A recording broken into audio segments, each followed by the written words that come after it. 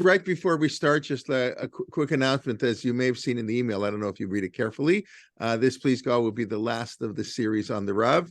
And next Monday night, we're going to be starting back to our original series from 2008, Great Rabbinic Thinkers. And we're going to be going back to the Würzburger Rav Seligman Ber Bamberger, who was really the leading posek in Germany for much of the 19th century. And so that will be starting next week. We will send out a registration email. You will require a new registration for the new series. So anyways, but just to let you know. So we'll Achron Achman Chaviv. So thank you for this series and for all the series, and we look forward to learning with you and good times for many, many years. Okay, Vakasha, Dr. Marc. Okay, and I'll just say that if you haven't heard of him, very interesting. It's worth returning. And we will also devote a couple of classes there to the great dispute between him and Hirsch about separatism, Austritt or not, which begins then but takes us all to the present day. So we have a lot to do. Also, I will tell you, for those who've been waiting, my new post just appeared on the Sfarim blog, and you'll get the great pictures of Rabbi Yaakov Weinberg. Really unbelievable, the first color pictures ever. And like I said before, I know people are going to forget it's me. And I bet you in a week or so, someone's going to email me something. Did I see these great pictures of Rabbi Weinberg that's going around? It's not the first time that things like that have happened. But at least the people listening to the Sfarim blog know that I found them, and it's my continuing quest to find more material about him. And I have more pictures of his that are coming out. Because I want to finish today, I thought we might have 2 or 3 more classes, but in preparing, I see today will be the last day. I'm going to save the correspondence, the emails that people have sent me until the end of class, and I'll get to that at the end. And if I can't finish it today, we can always do it next week. But this I can't resist. I just have to say, because we have Toronto people here, no one mentioned this. Rather, one of the listeners mentioned the Shomrei Shabbos show, or Shomrei Shabbos, I think it's called, in Toronto, Rabbi Felder show. The great Rabbi Felder and how his son show. To this day, they do not duchen on Shabbos. So another people emailed me about that as well, and I'll get to that later. Okay, I just want to pick up now in the book on page, there's only a few more letters to go through. Page 293, the Roth has a long letter. It's 10 pages, almost 9 pages, on the commandment to redeem the firstborn. I think this is noteworthy because it's addressed to a Catholic priest. As Helfgott says in his introduction, while the Rav vigorously rejected any interfaith dialogue on religious matters, he was not averse to explain the Jewish point of view on various topics for those who requested insights. So Catholic priest wrote to the Rav, Rabbi Soloveitchik, he was from Boston, so he knew who the Rav was, and it's undated. So we don't know. This priest worked at this thing called the Catholic Information Center until 1958. So the Rav's letter was before that. But the Rav takes the time, not with a 1 or 2 paragraph letter, a long letter, which he never expected to be published, in which he explains the whole idea, new concepts on redeeming the firstborn. So that says something about the Rav. So I just want to note that without getting into the nitty gritty. If my audio is breaking up, maybe it's your computer, maybe you're wireless. I don't know. I'm actually wired. I'm connected because I know that makes it the best. Although when I was looking for a new computer earlier this year, I was only able to get find one PC that actually still has a plug. Everything else is wireless, and you can connect it by a mechanism that is wireless, and you connect to it, but it's not completely wired. So fortunately I am, but right now, but I know if I wasn't, I think I might be having problems. On page 307, the Rav has a letter here published from 1960, which was sent to the Tog Morgen journal, the Yiddish paper, that an Orthodox Yiddish paper. And the Rav wrote about the value of the Yiddish language. This is a significant letter, I think, because you get a sense of the Rav's feelings about I guess, not a Torah matter, but a matter that's very important to Judaism, Jewish culture, Jewish tradition. He says he's not a Yiddishist, but he does think that Yiddish has an absolute value. Now, the Rav gave Yortzeit Shir in Yiddish. He gave Shir in Yiddish. He stopped giving Shir in Yiddish when one of the students, after the first day in Shir, said they didn't understand it. So the Rav announced the next day it's going to be in English. And that's how it was. And I know someone who was in the Shir at the time, and he says the Rav's English was more complicated than his Yiddish, harder for us to understand. Now, just as a side point, this student that is the reason for the Rav going to English. Granted, he would have gone to English eventually. Unfortunately, this student didn't turn out so well for him, and he didn't. He didn't.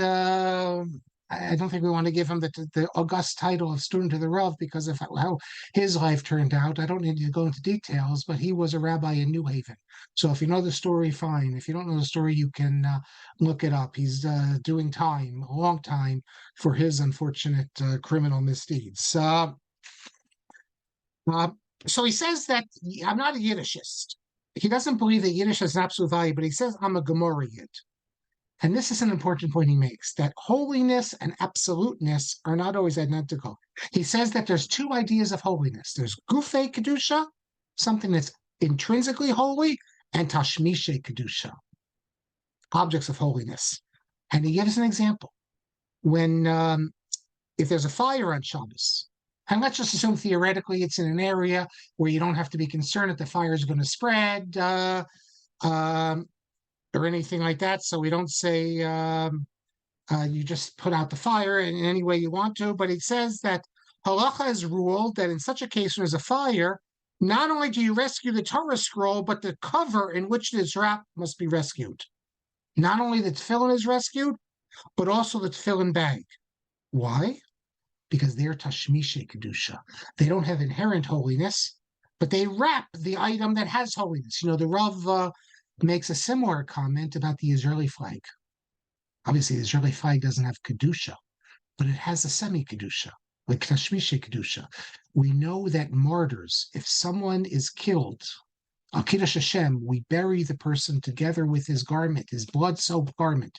And the Rav says that the Israeli flag, you know how many Jews have been killed defending this flag?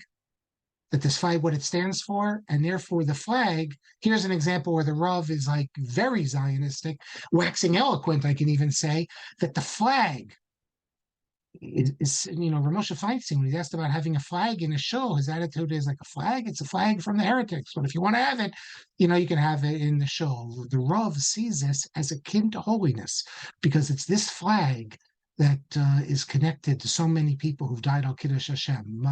So we see the same thing here, that the idea that you have holiness inherent, and then you have tashmishe kedusha, things are related to this. By the way, in the latest post, I quote the Rav, who agrees with Meir Simcha. The Rav really doesn't agree with holiness as something inherent. He sees it as a hold on, let me read it here. He sees holiness not as inherent, but something that's it's born out of, he says, man's actions and experiences. That is, the land of Israel is not inherently holy. If there's no people living there fulfilling mitzvos, it wouldn't have the holiness. Or if it didn't have the ability to allow us to perform mitzvos. It's that Meir Simcha says the same thing. We don't need to get into it.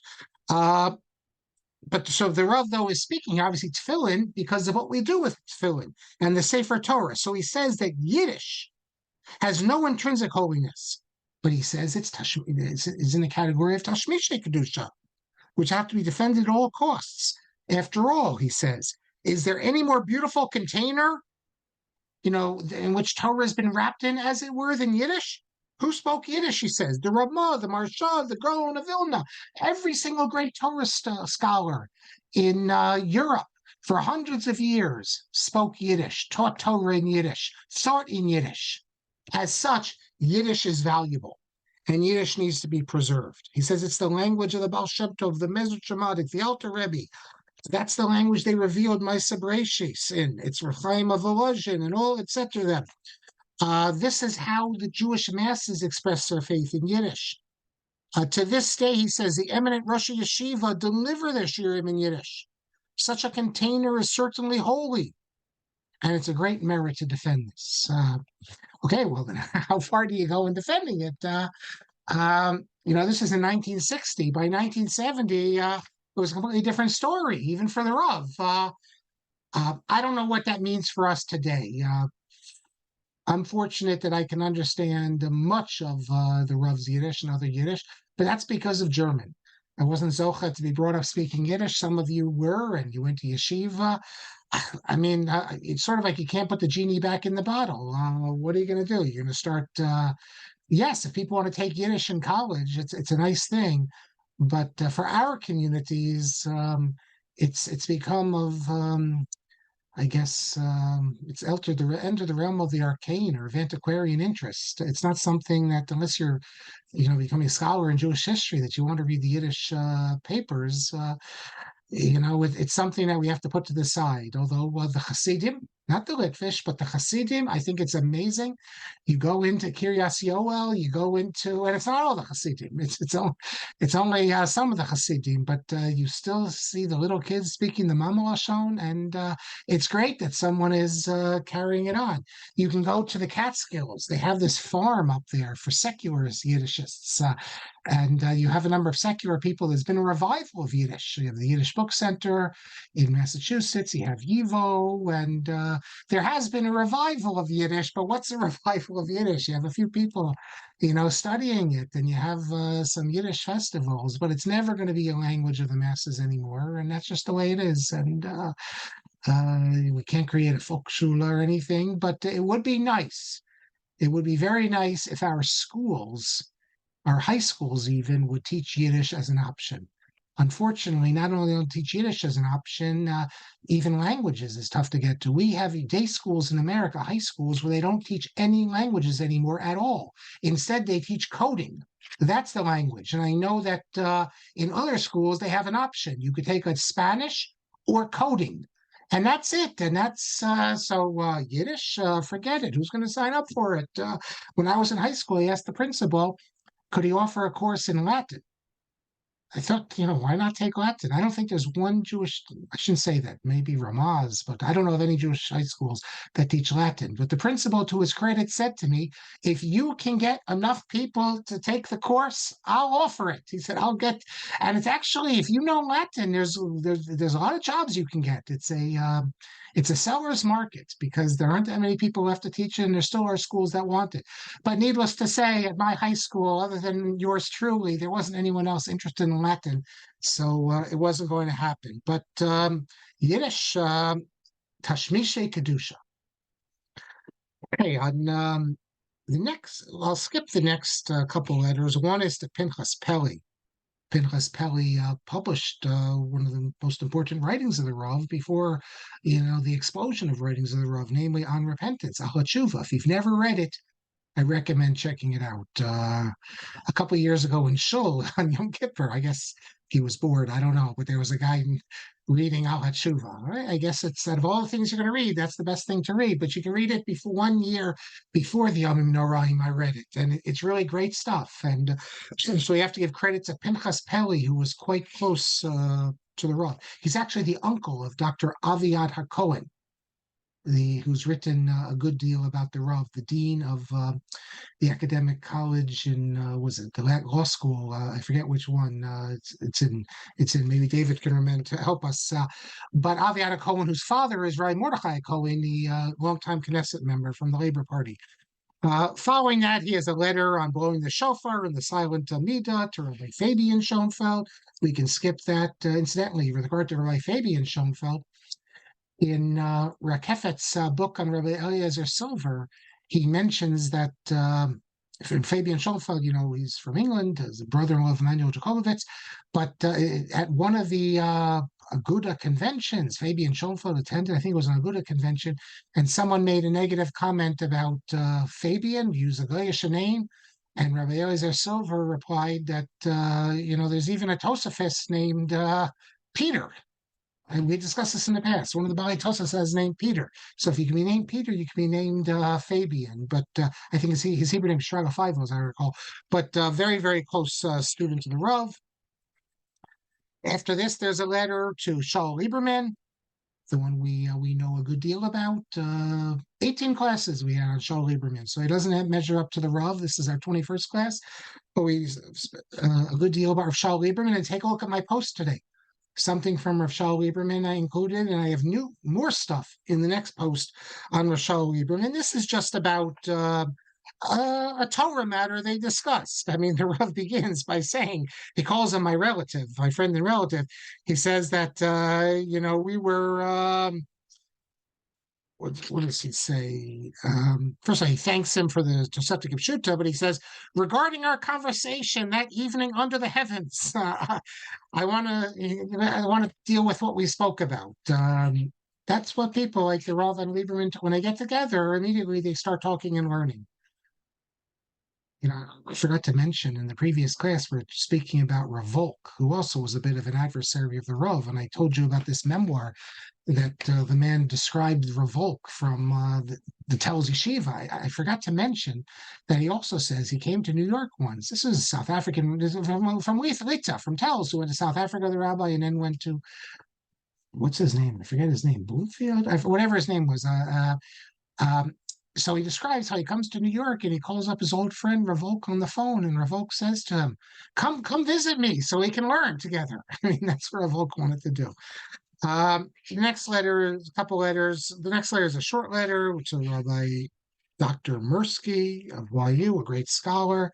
And then there's two letters dealing with the book of Eicha to his mechutin, Dr. Yechiel Lichtenstein, or Lichtenstein. I'm not sure how they pronounce it. Everyone calls her Var Lichtenstein. I don't know if really they're supposed to pronounce it Lichtenstein, but this is the Rav's Mechutin, and he wrote a book on Eicha. There's been a lot of books on Eicha recently coming out. Both Erica Brown and Joshua Berman had a book on Eicha, and I think there's another one on Eicha. But I've never seen Dr. Yechiel Lichtenstein's book on Eicha, so you have the Rav's interpretations there.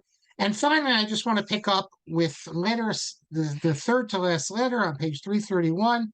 It's a letter to the Dean of Stern College, Dr. Dan Vogel, from 1961. And the Rav gave a lecture at the National Institute of Mental Health on suffering. And this lecture appears in the book Out of the Whirlwind. So the Rav says as follows. I just want to cite this, and the Rav says this idea in numerous other places. However, here he says it, I guess, in an abridged form. He speaks about Job, the book of Job. I mean, you all remember the story of the book of Job? Who was it? I just heard saying that the book of Job is his favorite book. I think Erica Brown. I heard a podcast. She said that sorry, it's not an Eicha, it's Ecclesiastes, Koheles. That's what she wrote about. I'll take that back. And then Berman wrote about Koheles also. But I think it was Robert Alter maybe said Eov. I'm not sure, but. Basically, the story is, for those who don't know it, Eov is living he comes from the land of Uz. I mean, obviously, it's not an actual story of an actual person. Already, the Gemara gives this as an option, but I think that's, without a doubt, that's the pshat. Just look at the names and the whole story. It's all contrived to create this important, valuable lesson, a lesson that people in our community should know also. It's not just the evangelicals who mess this whole thing up. So what am I talking about?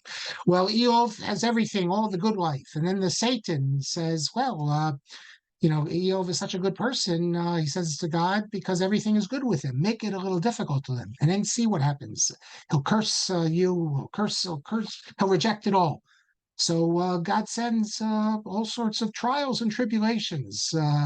He loses his money, his family, and at first, Job accepts it, but then his friends say to him, "Well, Eov, you must have sinned. That's why these things happen to you." I mean, that's a common answer, right? The theodicy, why bad things happen to good people. Often they give an answer because you sinned. And Job, though, he knows that can't be true. That he didn't. He hasn't done such bad things that he'd be responsible. That he'd get this. It's like, think of the Holocaust. Think of what just happened in Israel. And then you have the whole long book, and then at the end of the book, God appears out of the whirlwind and he speaks to Eov, and he says to Eov that where were you when I created the world? When I did it, basically he's saying that you're a little cog in the wheel. You're nothing. You're a tiny little speck out of this whole universe. How do you expect to understand, these matters? These matters are beyond you. And he's not saying there is no reason for these things happening, but we can't understand the reason. And then God turns to the friends of Eov and says, you have spoken falsely. That is, it could be that this is how I understand it. It could be that bad things happened to me because I sinned. And maybe I could say that about myself. But the idea that that you can say that bad things are happening to someone over there because of what they did, God says directly to these people, Eliphaz and the rest of them, that you spoke falsely, because humans can never know for certainty why such a thing happened. There are reasons, but we can't understand it. We know about all these evangelicals who can tell you why hurricanes and bad things happen. Well, it must be because of the gays or this and that. But we've had in our own community rabbis who can tell you why this happened, why that happened. It's tznius problems. It's a Shabbos violation. Only thing I can say to be Muhammad Schus is that they think they're speaking to a community that is so simple and unsophisticated that if they hear this message, maybe they'll have more tznius and observe Shabbos better. But I do not believe they can really accept this as what. They don't think they're prophets, these rabbis, and they certainly know the lesson of the book of Eov. So what is, with this background, what does the Rav say? He says that in dealing with suffering, Judaism, what does Judaism say? That the metaphysical inquiry, namely, why did bad things happen, theodicy, should be replaced by the halachic ethical gesture. Don't ask, the Rav says, why is there evil? Don't ask, why are these bad things happening? Rather, you should raise the question, what am I supposed to do if confronted with evil? That's the lesson of the book of Job. Job isn't given an answer. He doesn't understand why the bad thing happened. But now he has faith in God that wherever it happened for a reason.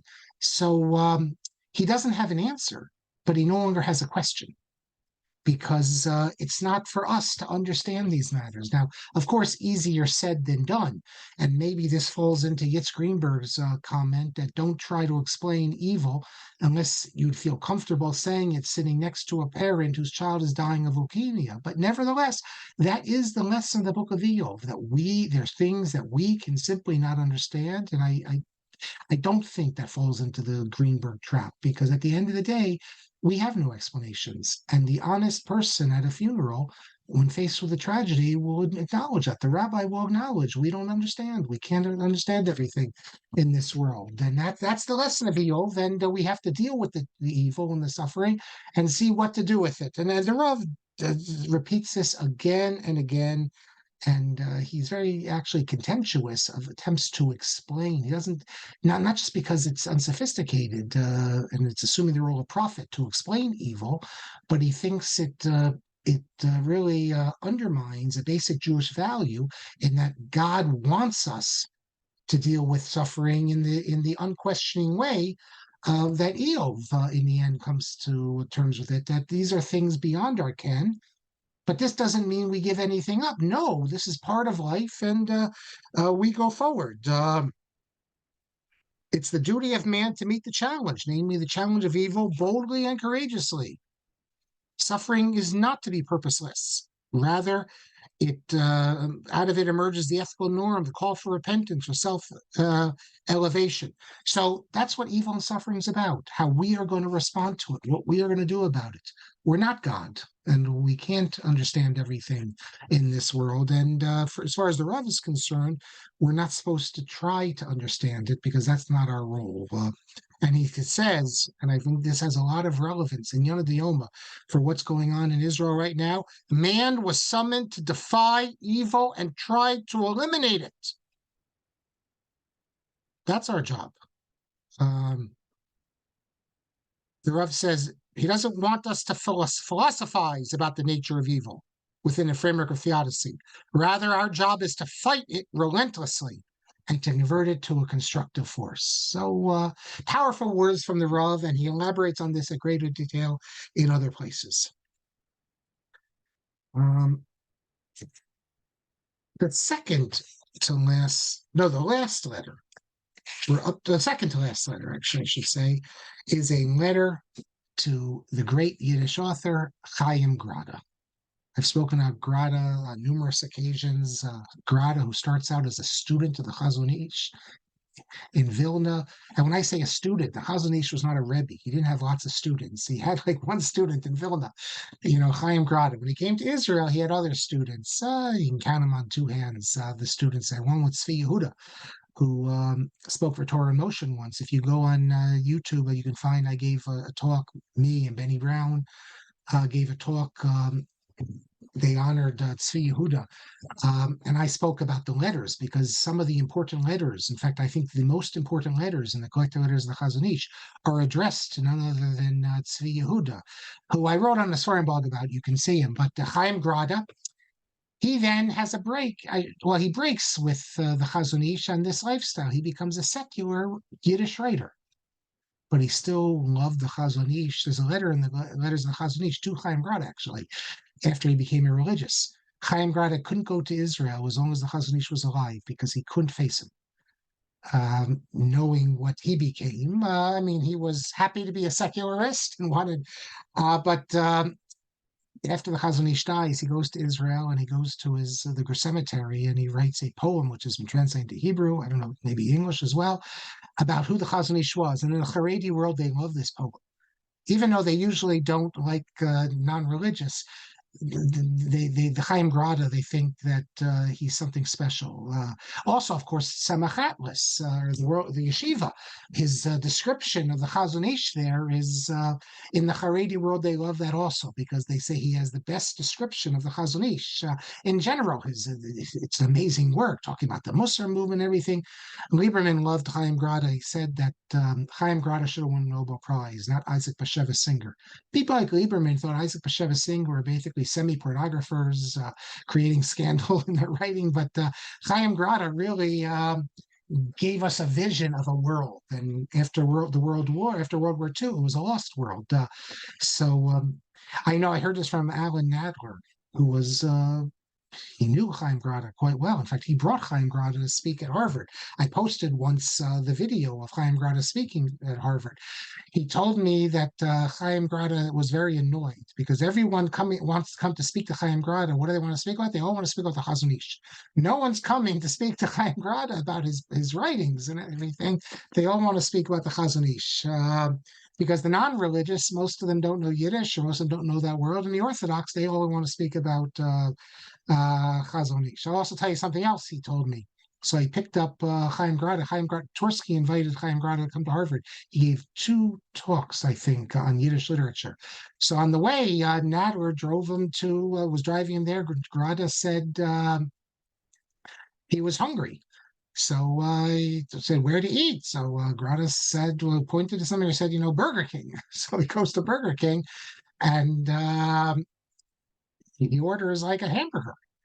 So he asked Nadler, why don't you get it? So he says, well, it's not kosher. So Grade says, it's glatt kosher. So you see that from a student of the Chazon Ish to be completely irreligious, nevertheless, a great recorder of Jewish culture, and obviously a great representative of what it means to write in Yiddish. So the Rav writes to him here. And he thanked him for sending him one of his books, his book on the Chazon Ish. It's a book of his poetry that includes poems and like elegies. Helfgott tells us about the Chazon Ish. It's not a biography or anything. It's just some of his reflections. But if you want to know about the Chazon Ish, you have to read his book, The Yeshiva. And he says, I marvel at your creativity in describing Lithuanian Gaon, whose greatness on first impression expresses itself only in intellectual dimensions. And the Rav says, but you show that he was a multidimensional, towering personality, filled with fervor, passion, and soulfulness. So, the Rav is very impressed with the description of the Chazon Ish. And then in the PS, he refers to the book Tzemach Atlas, which is Grada's book translated English as the Yeshiva, in which certain of his descriptions there, he says that you describe how your mother would go home on Yom Kippur afternoon to feed the cat, a moving story. So the Rav was a great connoisseur and consumer, I should say, of Yiddish literature. Everything from Peretz to the whole gamut. The Rav was so broad, and how could you be a lover of Yiddish literature, especially coming from Lithuania, and not know Chaim Grade? I don't know if it's Tzemach Atlas, the yeshiva is in print. I think it's 2 volumes even. Yeah, it's 2 volumes. It's definitely worth, if you haven't read it, it's definitely worth. He has another volume translated to English. I think My Mother's Shabbos Candle, something like that. Short stories, but great stuff. And finally, Achron Chaviv, the last letter, number 72. It's been a long time. 21 classes. That takes us 5 months. And it's been great. It's been a real thrill reading all these letters with you with the Rav, all the things I learned from what you sent me, the comments, the questions, the discussion. So it's a shame to end, but we'll have to end with this letter. And then following, I'm going to get to the comments that people sent me. But the letter deals with the Rav gave a shiur. There used to be a shul called the Maria Shul on the Upper West Side. I don't know when it closed down in the 80s, I guess. The Rav taught there till from 52 to 1980, Halfgott tells us. It was founded by, Nikki, who's, I don't know if she's with us tonight. She's usually with us. Her family were very important in this shul. And I met other people from the shul, from Belgium, Antwerp. And the Rav would give the shiur. This is a shiur for Balabatim. So it's not the same sort of shiur that he gave at YU, but he would, it's a Gemara shiur. He'd speak about the Parsha. Well, American Jewish Congress, of blessed memory, used to have a monthly called Congress Monthly. Before that, it was called Congress Biweekly. And one of the attendees at the Rav shiur, Morris Laub, he wrote an article on what it was like being at the Rav's shiur. That although it was for Balabatim, rabbis used to come also, especially if you live in the Upper West Side. And he sent it to the Rav. This is in 1972. And the Rav replied to him, first of all, thanking him for this, that he's very impressed by the emotional warmth and affection which you portrayed the shiurim. I'm very impressed by it. And what does the Rav say? And this is how we're going to end the classes on the Rav. Because in the article, he stresses how the Rav's a born teacher. Not everyone is that way. Once after the Rav used to give Yortzeit shiur, 2 hours halacha, 2 hours agada, and you can listen to it even if you don't know Yiddish. You see the Rav, his language. Rav Gairelik said to the Rav after one of the shiurim that you're an actor, because the Rav's a bit, he gets excited, and the Rav replied, indeed, that that's part of teaching. Everyone teaches has to be a bit of an actor. So, and the Rav always said that I'm a Muhammad. That's what he is, fundamental Muhammad. So he says, you are right, namely loud, in his description of the Rav and his place in the shiur, you are right that I love teaching. The latter is, as far as I am concerned, a great experience, inspiring, redeeming, and cleansing of body and soul. We already saw another letter where the Rav says that although he's old and he's weak and he's tired, when he's in the shiur, he's invigorated, he's revitalized. He says, I enjoy sharing knowledge with others. I like the dialogue between teacher and student. and I find fulfillment in it. I am not lonely when I teach. One of the major themes in the Rav's writing is loneliness. Lonely man of faith. That every man is basically lonely. A real spiritual thinker, a real spiritual person, a religious thinker is going to be by definition lonely. But the Rav says, I'm not lonely when I teach. With the conclusion of the shiur lecture, however, I return to my lonely abode in anticipation of another opportunity to teach. So the Rav is lonely. He's the individual uh, confronting God by himself. But when he's in the shiur, he's there as a unit, as a group, and that takes away the loneliness. And with this, we complete 21 classes on the Rav's letters. I never thought I'd get to the health code book because that wasn't an idea, but people thought it would be good, and I'm very happy you did. It was a learning experience for all of us, and the sentiments which I just read you from the Rav, that I enjoy sharing knowledge with others. That's the same with me as well. Love sharing it and love hearing from you. So now, before I get to the comments, let me just finish up just a few things I have, that things that have been on my either from last week or from previous weeks to share with you from previous classes. Well, the first is, and I thank Joel for sending this to me.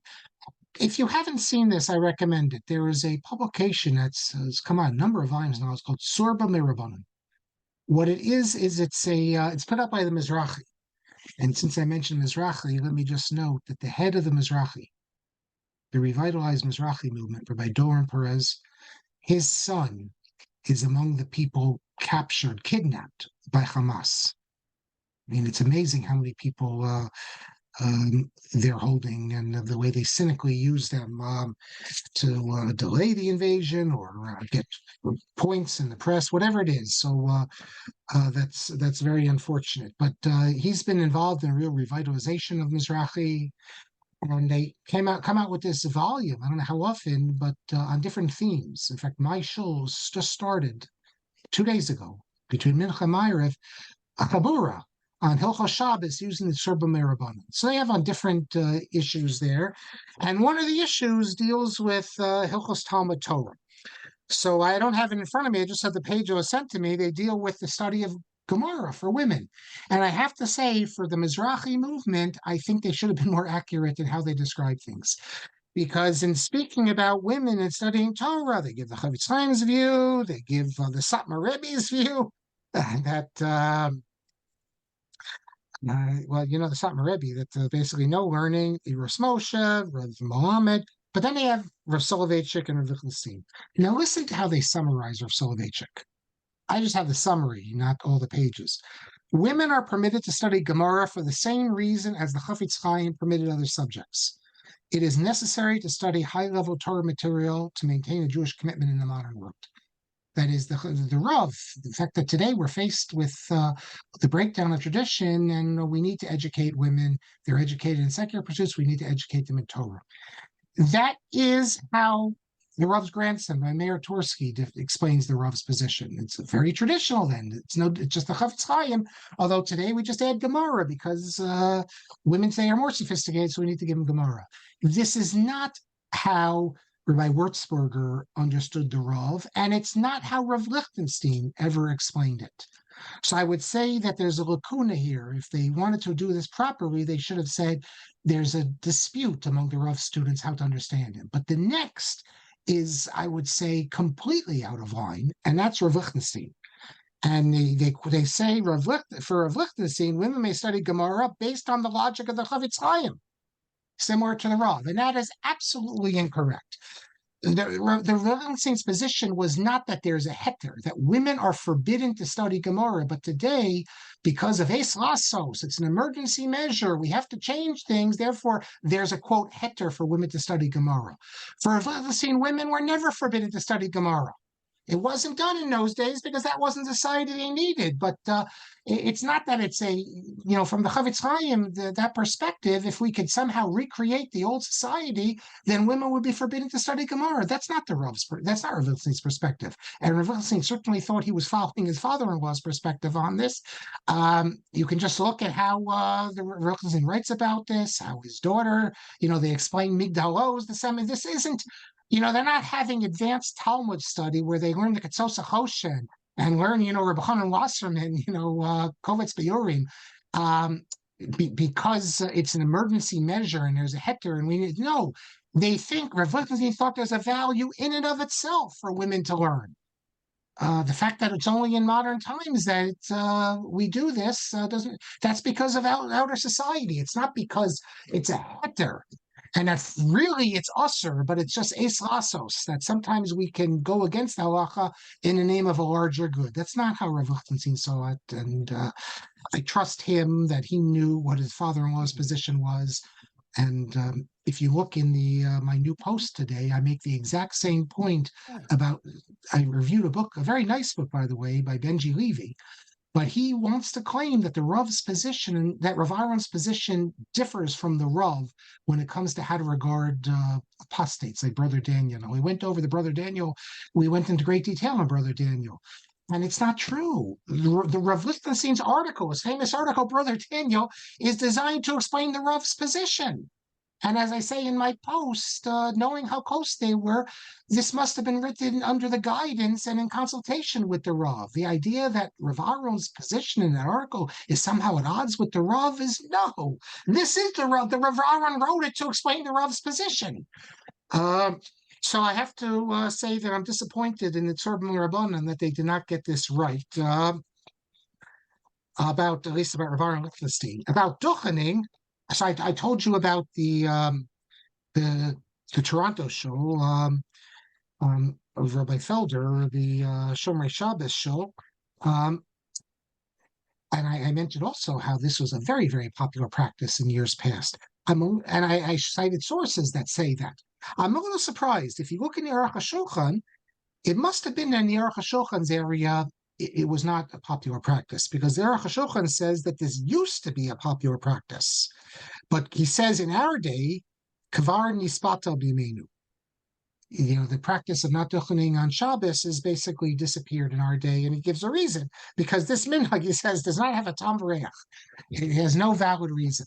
And yet, despite what the Aruch HaShulchan says, we know that this was, in the Aruch HaShulchan's day, that this was the popular practice in all sorts of places, including in Rodin. This was the practice. So I am a little surprised at the language of the Aruch HaShulchan. By the way, one of you quoted Ramosha last week, Ramosha Feinstein, who's opposed to this practice of not duchening. He has another tshuva also as well, in which he says you have to get rid of it unless it's going to cause a dispute. If it's going to cause a dispute, if the community is very attached to this minhag of not duchening on Shabbos, then you don't push it, because the Ramosha says machokes is the worst thing. And now having a machokes would be worse than not duchening. Even though from Moshe's position, he would agree, although it doesn't say this, but he definitely would agree with the common aphorism, that there's sometimes a minhag is Gehenna. Because the letters of minhag equal Gehenna. So we have certain times where the minhag is really Gehenna. That is, it's a problem. It's a bad minhag. But you have to worry about machokes. I think. Ian Tech emails me. The Jewish Center in Manhattan, on the Upper West Side, the famous Jewish Center, doesn't duchen on Yom Tov when it falls on Shabbos. And he says that he asked Rabbi Levine, who explained that that's the minhag. And they haven't changed it. If any of you live in the Upper West Side, and you can tell me if anything's changed in the last couple of years, but as of a few years ago, Ian, and I know Ian, we had the pleasure of spending Pesach before COVID together, and thank you for that, Ian. A couple more things. I raised the question, did the Rav ever meet the Lubavitcher Rebbe after the Rebbe became Rebbe? And thank you, Rav Nachum Shmaryahu, who points out that the Rav came to Menachem Avo, the Rebbe, in 1964. when the Rebbe's mother passed away, and then they met at the famous Farbrengen. That would probably be the only examples. Now, Nachum Shmaryahu mentioned something else, which I knew, but in my excitement last week, I didn't mention it. I was just saying what everyone says, how the Rav grew up in Chaslovich, which is a Chabad town. It goes on and on. And the Rav said that numerous times. Everyone says that. And yet, Munshine and others have pointed out, or argued at least, that Chaslovich was not a Chabad town.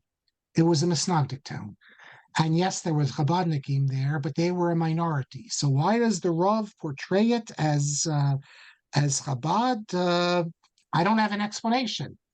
And assuming that they're right, that the Chabad were a minority in this town, I don't have an explanation as to why the Rav explains it. Now, as for the story, the famous story that Chaslovich, even though it's Chabad, it picked a Misnagid Rav because the Alter Rebbe was running away from Napoleon, and he was hidden by the rabbi, as Nachum Shmaryahu says, that the Rav must have just been repeating an urban legend, because we know for a fact that the Alter Rebbe was nowhere near Chaslovich. So what can I say? But, two more things.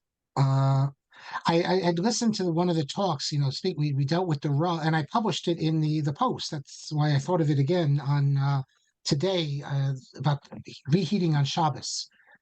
I think I said that according to the Rav, if something's on the stove, you take it off the stove, bein hashmashos, you then put it on Shabbos. You can put it on Shabbos, Shabbos morning. However, that's not exact. The Rav held it needs to be on the stove the entire bein hashmashos. That is, until it's dark, until it's chavim. So if anyone wanted to adopt this position, I think you need to get it right. And finally, the last thing I want to say, 2 weeks ago, we spoke about how difficult, or I spoke about how difficult it is to teach that night with the weight of what is happening in Israel. In fact, my son that day had emailed me. He had just found out that a friend of his from Oshava had been killed the very first day, Saturday. Someone that he was a guy was only married a year, and he was. I saw the funeral on YouTube a couple days ago. So we were all suffering that, but we said, we're not going to let. First of all, Hamas can't win. We're not going to. We have to learn Torah. We have to, and also it takes our mind a bit away from the difficulty. The rest of the time that we're feeling. Torah is the elixir of life. And I said, how could we really have danced on Simchas Torah? It's so difficult. Well, I received in the mail a couple days ago this volume of Hamayan. And just so you don't think I make it up, look how they spell. I've made this point a lot. It's not Hamayan, it's Hamayan. Because as we've said, under the ayin, there's a shva. And this is an extra large issue. You can see it online, and it's focused on the Yom Kippur War, 50 years. And you have some great stuff in here. You have the memoir of Rabbi Zev Weitman. He's the Rav of Tenuva, from, I think he's in Alon Shvut, discussing his experience. He was saved with Nisim, and many others. And what caught my eye, I'm going to share it with you. And some of you might not like what I'm going to say now. You might reject it. I mean, it's not what I'm saying. When I'm quoting you, you might think it shows a lack of emotion, a lack of reality, but I'm not making the story. I'm just telling it to you. And this is history. I'm not covering it up. It's reality. There's an article here of Hutner and the Yom Kippur War. Now, we asked how we could dance on Simchas Torah, or should we dance, all that. The same issue came in the Yom Kippur War. Can you rejoice on Yom Tov? And Sukkot was right afterwards, and Israel was in the midst of a terrible, terrible war. So I just wanted to share with you what was said, that Rav Hutner, who was in America at the time, and he said as follows. It was Sukkot. Look, even in Brooklyn, it was a problem. Everyone knew what was going on in Israel, and it was terrible. And Rav Hutner, he points out in this article, dealt with the situation a number of times, but he says that I have to now answer a question that he was asked, why we didn't say Tehillim in the show on Sukkot. Now, we said Avinu Malkeinu last Shabbos because of Rav Shechter. Although someone said that Rav Shechter says you're not supposed to say Chatanu. I don't know if that's true or not, but we said the whole Avinu Malkeinu. But they didn't say Tehillim there on Shabbos. We said Tehillim. And Rabbi Hutner said, it's not that we're afraid of saying Tehillim, but he says that when we first received the news of what was happening in Yom Kippur, we said Tehillim in the middle of Musaf. He says, today we didn't say it.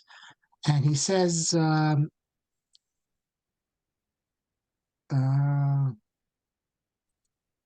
that when you gather a community in the basin, in a shul, and you're going to say Tehillim, there are those that it's impossible for them to say Tehillim without losing their Simchas Yom Tov, and or their Simchas Shabbos. And he says that we can't have.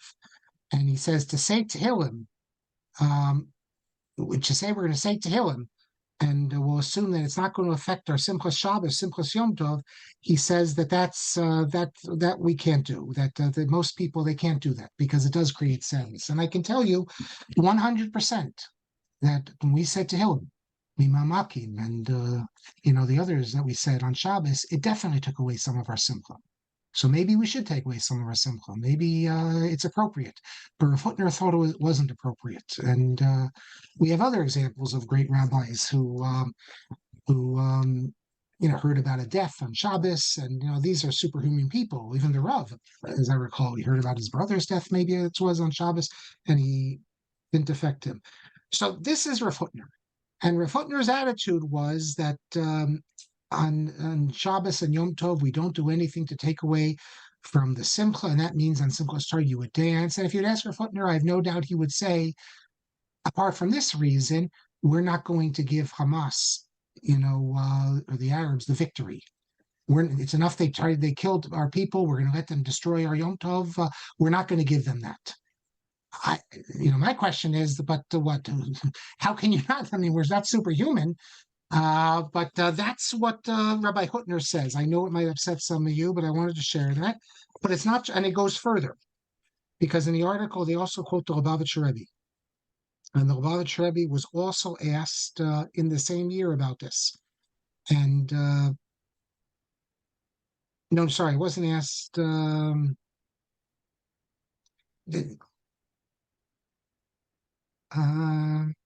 No, yes, the Lubavitcher Rebbe, who said, Dafka, we have to lahosif b'simcha, and we have to add more simcha. When they try to destroy us, we have to add more simcha. And then he quotes a story from the Lubavitcher Rebbe about this, which to explain how, you could say, on the Yom Kippur War of simcha and all this. And this relates to something we heard from the Rav also a few classes ago. We know that in Pesach we say Shvol Chamascha. Pour out their wrath on the nations, know thee not. And we know that on certain days we have the month of Av, we have days of sadness. However, just like we have days of sadness, and just like on Pesach there's a time when we say Shvol Chamascha, at other times he says we have no permission. We are not allowed to insert into days of joy, namely holidays, matters which are the opposite of simcha, only where the sages and the Torah told us we can. And therefore, he says that when you're sitting at the Passover Seder and people want to add something into the Seder, for example, we saw the Rav, they wanted to add about Soviet Jewry, or others, there were others who wanted to add something about the Holocaust in the Seder. The Rav, sorry, actually that's when you see Yehuda, anything like this, the Rebbe said, no, we don't put something sad into Simcha. And then it continues in the note here, and it quotes with Tzvi Yehuda Kook, that they were worried. They wanted to know in the year of Yom Kippur War, usually Merkaz Arav, they go dancing on the streets. They would dance all the way to the chief rabbi's house. Should they do that in Simchas Torah? And Ritzi Yehuda said, absolutely, we continue doing this. And he says that we have to do Simchas Achag Ragil. I forget now. It was maybe it's not here, but there's somewhere else I saw it where someone wanted to add in, something about the Holocaust in the Seder. In every generation they try to destroy us, and the answer given was no. And finally, the last thing that is mentioned here about this is that Rav Hutner says that he spoke with Rav Yaakov Kamenetsky, and Rav Yaakov also agreed that she'ein chalila l'ma'et b'shum ofen misimchas achag. That we can't lessen the simcha at all. And the idea is that b'schus simchas Yom Tov tava hatzara. And okay, and he goes on with this.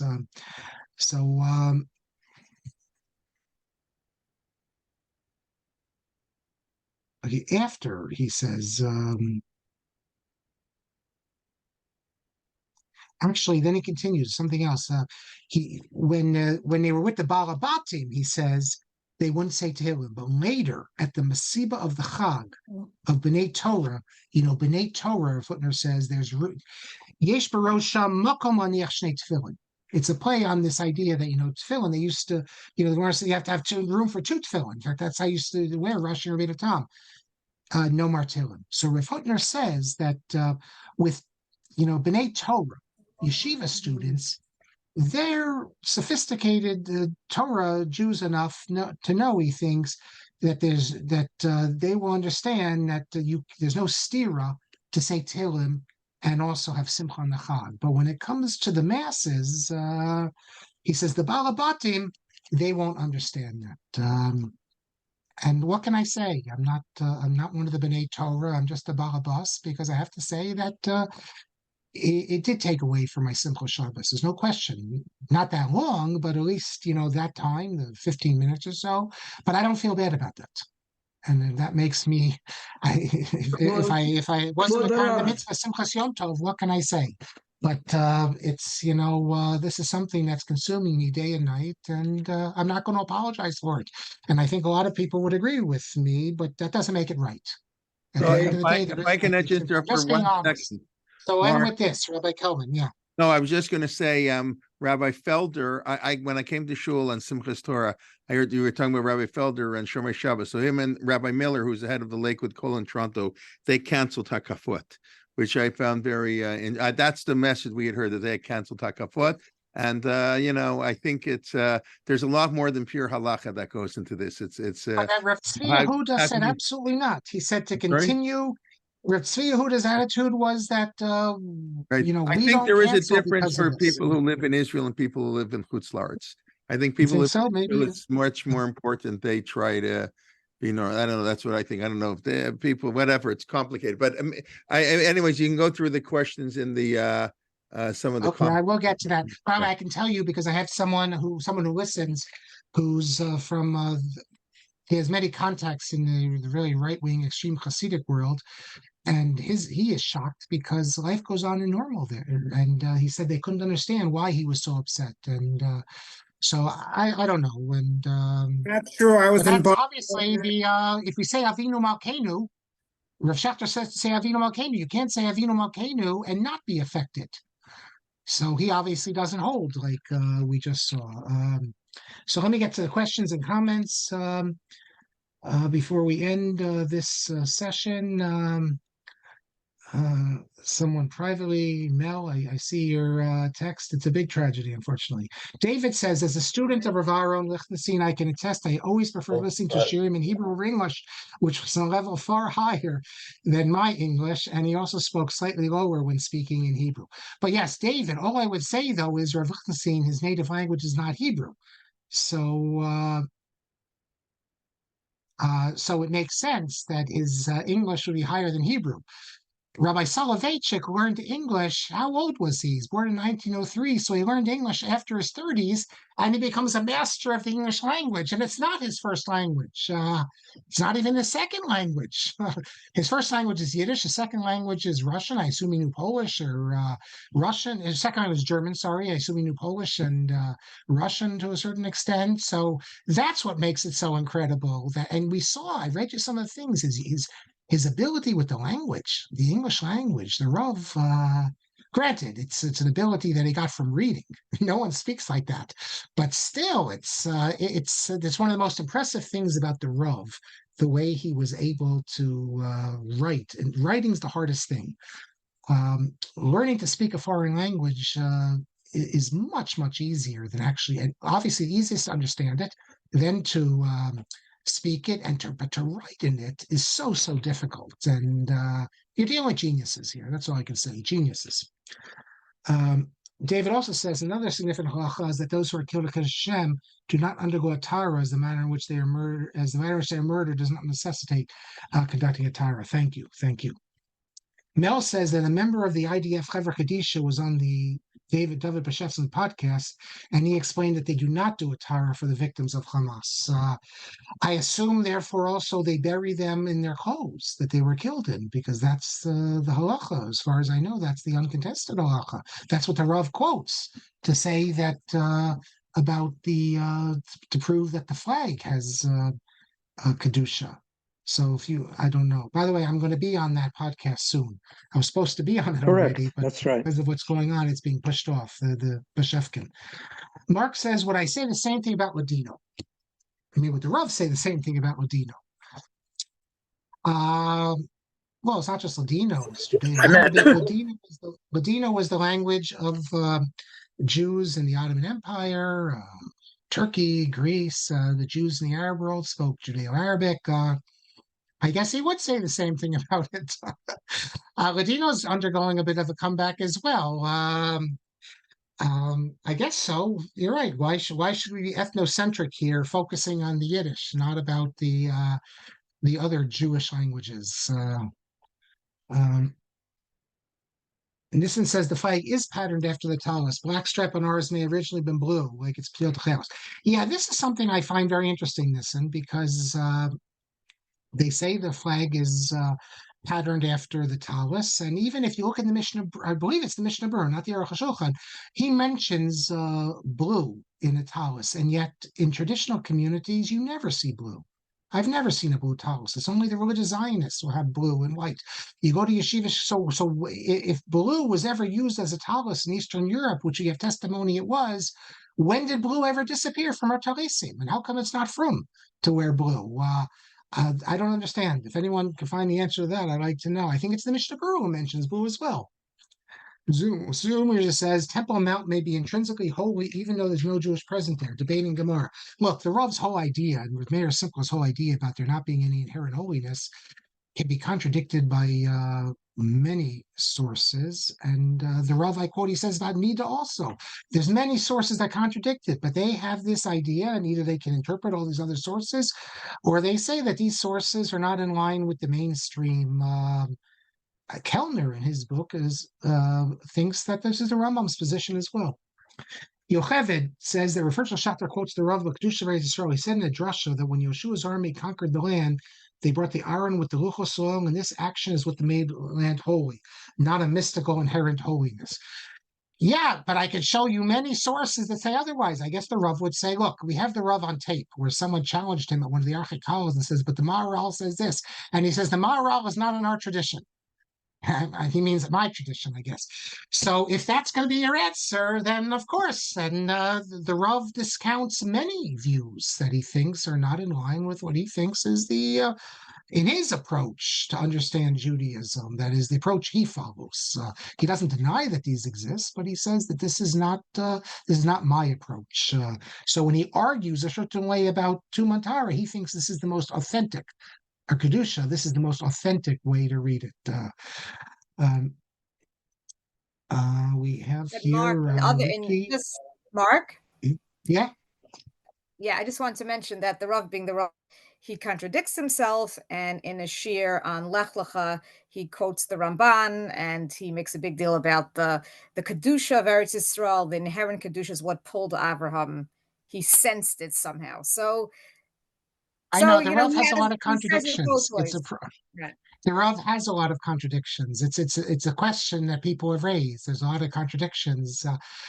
But in the Shiurim, sometimes, I raise this in my blog post also, sometimes in the Shiurim, the Rav isn't so careful. He throws out ideas. When he writes things, that's like Godot wrote. And he's not just throwing out provisional ideas. So I don't know.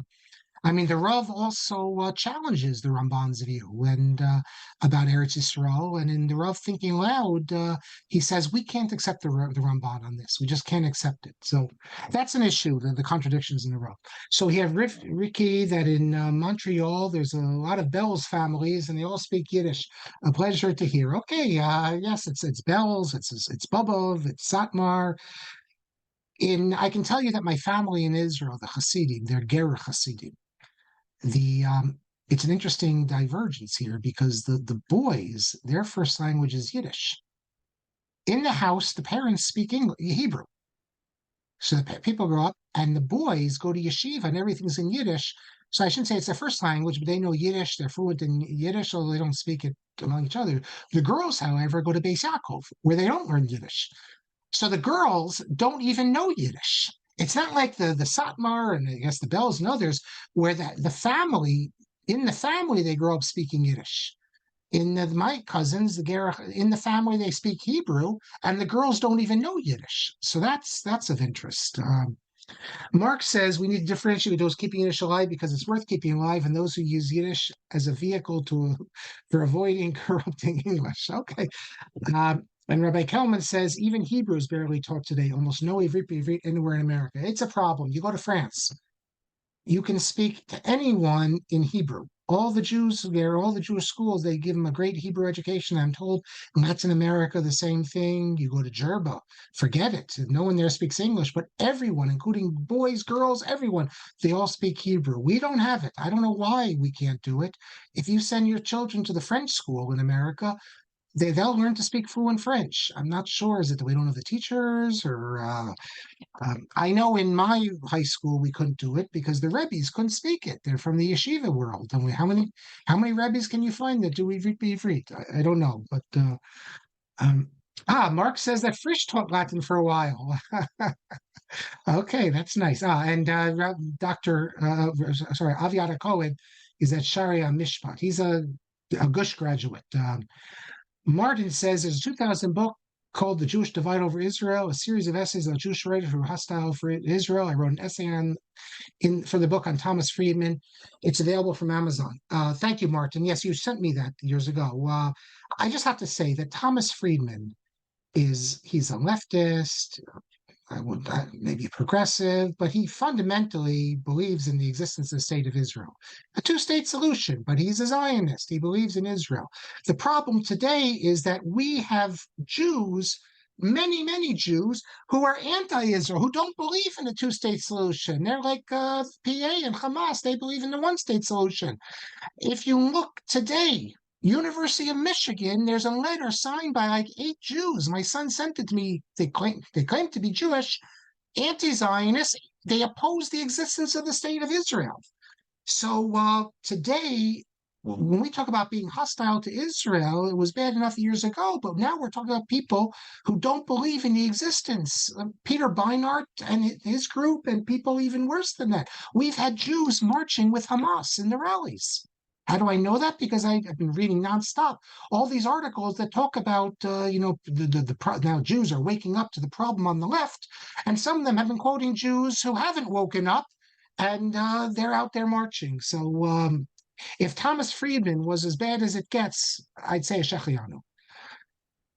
Barry Hartman says when he was at MTA, he and a friend wanted to take Latin. but MTA refused it with 2 students. And David says that in Hebrew they pronounce it. Well, I guess it wouldn't be. It would be Stein, or Lichtenstein. But how did he pronounce it as a family? I once had a whole thing with someone in Ramosha's family about that as well. And Mel says Rav Aaron's father was his French teacher, and you called him Lichtenstein. Yes.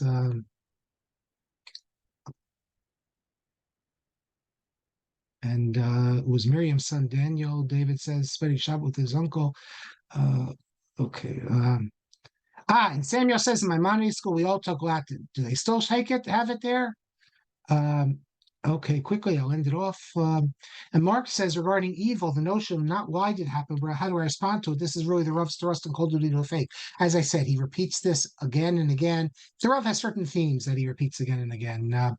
And David says that Rav Lichtenstein would take umbrage to those rabbis who pronounce following a tragedy the reasons for such a tragedy. And he'll quote the Gemara in Brachos regarding Bilam, who boasted that he knew Das Elyon. To which the Gemara says, he doesn't know the donkey, he knows Das Elyon. Yocheved says that her father went to see Chaim Grade and asked him why he never responded to the Chazon Ish's letter. And he said, quote, I don't know if I see him, I will be obligated to do tshuva. I'm not ready to do that. Chaim Grade couldn't go to Israel. He couldn't face the Chazon Ish. I've heard that also. But the question is, why did he become irreligious? Was he just, was it his taivas? That's what they say in the Haredi world. He wanted to be all the women, but they always say that about people. Was it, many people, the best and the brightest, fell in with secular groups, either Zionist or Yiddishist or Bundist. And Ira says that all of the Ira, who your son is living in my town now, all of the 8 Yehuda children, the Tzvi Yehuda's family, are now called up to serve, one half on the front lines. And Rabbis and Wives have published. Okay, everyone. Thank you. Yes, and one more thing that Mel says, Rabbi Peretz's other son, I saw this on Srugim.com or whatever, the Srugim website, his other son just got married. So here they have one son, hostage in Israel. Who knows what's going to be with him? And the other son got married. And I don't know if I could do it, but they were mesameach because you have to do that. There's a time to, what does it say in Erica Brown's favorite book? There's a time to mourn and a time to rejoice. And we're going to let Hamas destroy everything to us. Our greatest revenge is to build another Bayis Ne'eman. Every time you meet someone who survived the Holocaust and you see the wedding picture with them, with the grandchildren, great-grandchildren, they always say that that's our revenge. To build another Bayis Ne'eman B'Yisrael, to have another wedding, that's the biggest response to Hamas. So yes, I saw that as well. Thank you for reminding it to me. And okay, there's a lot more comments. I think it is already. We've gone long enough. If something you wrote to me you think is worth me commenting on, because the people on with us, they saw it. For the rest of them, please send it to me, copy it, and send it to me. I'm happy to get to it. But it's already 9:43. So again, I want to thank you all very much. It was a really exciting series of semesters. I learned a lot from all the comments, and I hope you learned something as well. For all those who are not live with us, please, you can join us live. We have many more listening who are not live. But for all those who are live, I couldn't do it without you. I can't just get up and speak. It's not a podcast. I need to give and take. And for the ones I'm just looking at, Nissa on your back, Marc, today you'll have it. So many of you, Mel, of course, Marty, and the rest of you. I don't leave anyone out. Thank you so much for the comments. And with that, we say we're done. Rabbi Kelman. We're done, but we're back next week at the same time. Please God. That's right. The Würzburger Rav, we're back, as I said at the beginning, back to our series there. By the way, we have over 200 talks. I actually mentioned, many times we were doing this before COVID, before anybody heard of Zoom. So we've got talks on many Gedolei Yisrael from the entire spectrum. Trust me, the entire spectrum. And you can listen to those. They're all on they're not on YouTube. We didn't do it originally on YouTube, but you can listen on the audio. So we'll go back to that series beginning next week, please God. should be a good week for everybody, for the Jewish people, please God. And tomorrow, Rabbi Shulman continues his class on Kohelet. Wednesday, I don't know if we've had this, but we're having 4 classes, just the way people's schedule worked out. 2 new series. Okay, Simi Peters and Shuli Mishkin have been doing Wednesdays, and Shlomo Brody, head of Amatai, will start a 4-part series on end-of-life critical issues. We're going to be discussing this week, can you daven for a terminally ill patient to die? That'll be this week, 2:15, right after Shuli's class, which is at 1. And then at 8:30 at night, Wednesday night, Rabbi Nati Helfgott from Teaneck, who will be continuing. Last year, he gave basically a year-long series on Malachim Aleph. They're going to start Wednesday night a series on Malachim Beit, pretty much for the rest of the year. So that will be Wednesday night. So we got 10 o'clock, 1 o'clock, 2:15, and 8:30 Eastern on Wednesday. And then Thursday, Ruth Shane, who's not here tonight, but often comes to me in every classes, will be giving the Parsha Shir. And then my Shir, please God, on the Siddur on Friday. Next week, very important to note that they changed the clock in Israel. Daylight savings time. They're going back to Eastern Standard Time. I don't know what's called in Israel. I don't think it's called Eastern Standard Time, but regular time. And so the classes will follow the Eastern schedule. In other words, there'll be 6 David. So next week, you got to get up at 2:30 for 2:30 Shir. Maybe you don't go to bed. But by the way, that's just for the 1 week. They changed a week earlier. So just to make note for next week classes, those, I don't think there are too many people here in Israel anyways, besides David. And I didn't get a chance to write, I just say a comment on Rav Tabori, Rav Binyamin Tabori. I'm sure you know, he's my Rosh Hashiva. The 4 years he was in Toronto were the 4 years I was in high school. And he really was a tremendous teacher. Those who know Rav Binyamin Tabori, Alav Shalom, says really, and then was Rebbe in Gush for many years. Really, he did have a tremendous ability to teach Balabatim and regular people. So your comment is very well. Yes, and of course, friendly with his son, who I remember as a little kid, Rav Aviyad.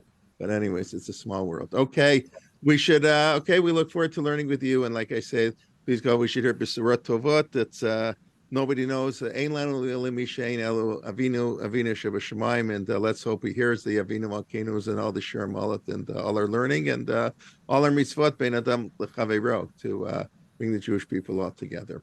Okay, Laila Tov, everybody, and Shalom Aleinu v'al Kol Yisrael. Amen. Amen. Okay. I'm just looking at some of the comments that I didn't even see yet. Okay. Tell us. Yeah. There's about to go now. Okay. Yeah. Okay. Hey, I personally, this is firsthand knowledge because I was at Modern Orthodox, Yeshivish, and Hasidic shuls in Bar Park and Flatbush over the right. And almost they all Bobov said to him on Simchas Torah. Everybody said to him. I had one.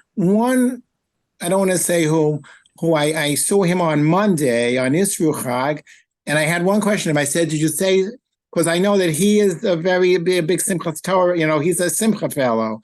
You know, and he gets he runs a show and he can't even he staggers on Purim because that's how drunk he is, and he's a sincere person. And I had one question. I said, "Did you tell him yesterday?" And he waved to me, "No." So I said, "Chabdir in boot," you know, which means whatever. That's Yiddish. No, I kind of listen. Everybody said. Tell him. Arshul did hakafos regularly. The truth of the matter, I felt, I don't know, I didn't feel comfortable with hakafos, and I was having it just somehow. You know, in Israel, they're mourning and everything, and how can we dance with the Sefer Torah? I get it in Israel, although in Israel, lots of people went home. Some people, I don't know, people found out during shul or whatever, but I don't know. And then I did, like I mentioned before, Rabbi Felder shul, I heard they did cancel Hakafot, and then I heard that Shir Shemaim, which is like the modern Orthodox shul in the same area, you know, also canceled. I don't know exactly what everybody did, but I know our rabbi on Shmini Atzir morning, he obviously changed his whole speech because he spoke very nice. And he spoke, his theme was, you know, we're not going to let them win. I mean, we didn't know the details, of course, at 10:30 in the morning on Shabbos morning, but you know, we're going to dance as we have to dance, whatever. That was the idea. But of course, they said to Hilim and they whatever, and in the end we'd say Avinu Malkeinu every day, etc. But All right. Listen. In one of the shtibels I down on Shabbos, without someone said, "Oh, Nissan, you should lead us in the Meshberach V'Tzahal," which they otherwise wouldn't make. And the gabbai said, "I have it already. I have it."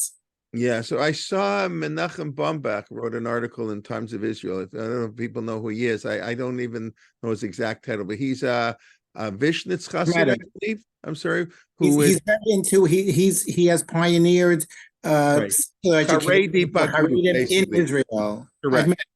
Yeah, I think he grew up in Meir Sharm or Geula. He has a PhD. He's still Hasidic, like he's still the whole thing, but he joined the army. He has all these schools where they do Bagrut, and he wrote that, I think it was Bells, that Tfilah L'Shlom for Tzahal, and for people in our community, big deal. Like, well, that's the least you can do. But he said, no, it is a big deal. He understand that is a big deal, and small steps. I think.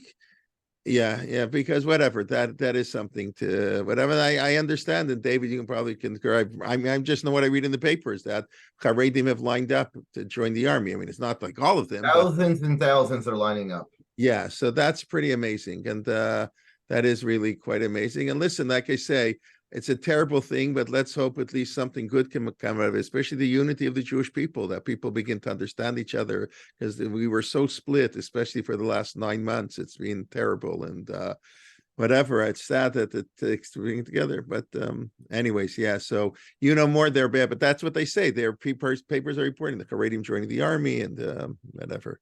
All right. Laila Tov, everybody. We should be well. David, are you going to sleep? I hope. I know it's hard to sleep, I guess. No, I'm going to the 6 a.m. minion, and then I'm playing tennis. Okay. All right. Be well, everybody. Okay.